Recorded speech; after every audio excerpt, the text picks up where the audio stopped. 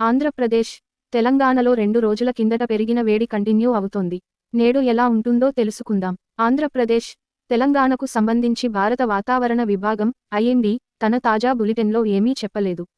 కారణం, తెలుగు రాష్ట్రాల్లో ఇప్పుడు వర్షాలు పడే అవకాశాలు ఏమాత్రం లేవు.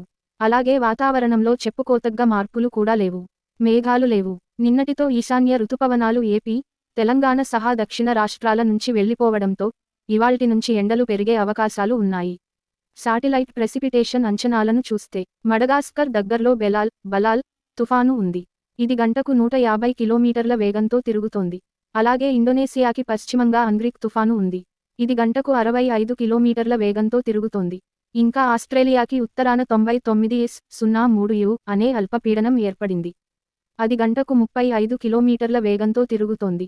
భారత్కి దిగువన వర్షాలు బాగా పడుతున్నాయి. అక్కడి వాతావరణం యాక్టివ్గా ఉంది. ఆ ప్రభావం మన తెలుగు రాష్ట్రాలపై ఏమాత్రం కనిపించట్లేదు.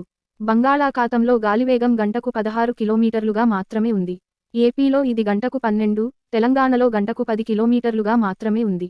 అందువల్ల ఇవాళ ఎండ బాగా ఉంటుంది. ఉష్ణోగ్రత చూస్తే ఇవాళ తెలంగాణలో రాత్రివేళ మినిమం 19 డిగ్రీల సెల్సియస్ ఉండగా ఏపీలో అది 22 డిగ్రీల సెల్సియస్ ఉంది. తెలంగాణలో పగటివేళ మాగ్జిమం 31 డిగ్రీల సెల్సియస్ ఉంటుంది.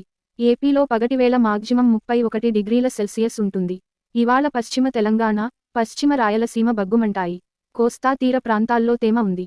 అయినా వేడిగానే అనిపిస్తుంది.